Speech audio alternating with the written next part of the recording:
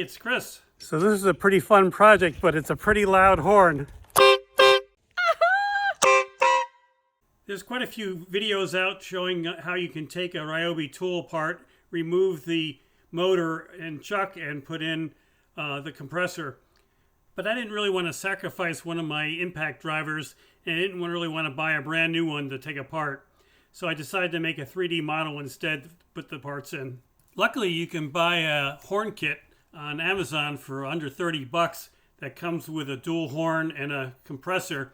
And it's 120 psi and 150 dB, so it's a loud horn. The other convenient thing is it turns out you can buy the RYOBI assembly switch on Amazon that has both the trigger and the battery terminal.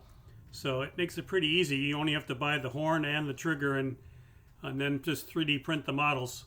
I want to test everything to see if it works before I design and 3D print the fixture to hold all this stuff. But I've got a dual horn with a little compressor. This is the replacement switch from RYOBI, and then just a regular 18 volt RYOBI battery. And let's just push the switch and see how. Holy cow, that's loud. I've designed the part in 4 different sections. This holds the compressor up here. This holds the trigger. This just closes up a spot that is required to put the trigger in.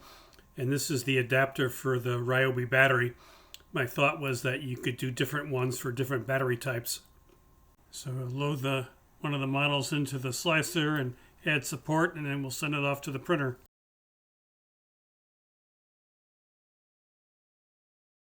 I've got all 4 parts printed in RYOBI colored PETG, and now I just have to remove the support and we'll get the parts test fitted. I cut the plastic hose to about 80 millimeters. There's recesses in the back that you're going to put the 2 bolts that came with it through. I used long nose pliers to help line up the 2 bolts. Then the compressor is going to slide in. The horn kit also came with this bolt, which is what's going to keep this compressor from sliding back out. This is the RYOBI trigger switch and the battery connector, and it's going to slide in here.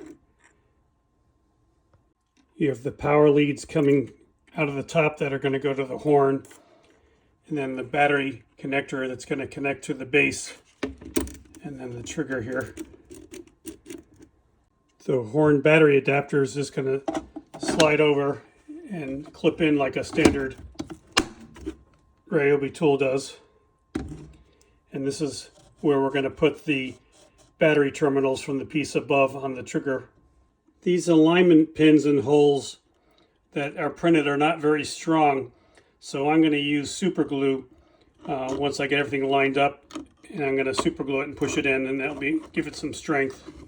Before you glue it, just make sure that you have the polarity correctly. So the red wire is plus, and then you can see on the battery this side is plus. So just make sure that you have it the correct direction. I'm going to go ahead and put some super glue in the holes and along the edge here. Now I have it glued together here, and I put the battery on just to make sure that the clip was correctly positioned.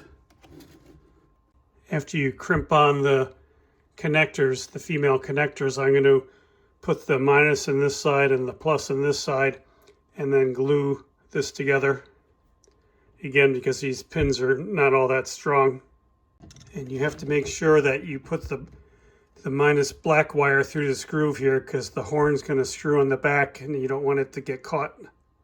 Top compressor holder is now glued on, and you can see that I've got the wire run through this channel here, and then also that both wires come out of the hole in the back, and that's because the horn's going to bolt over on top of this.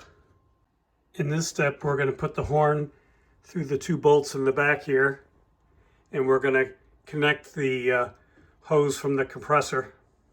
Now I have the 2 nuts on the back that holds the horn on, and the tube is connected to the compressor. The last thing we have to do is take this little cover and cover the wires for the switch. Just glue that in. So the door's installed, and you just want to make sure that the switch goes up and down okay. Then we can go outside and make a lot of noise. Well, I'm not quite sure what I'm going to use it for, either a boat horn or maybe put it on my e-bike. But hopefully this was helpful. If it was, please hit like and subscribe, and have a great day.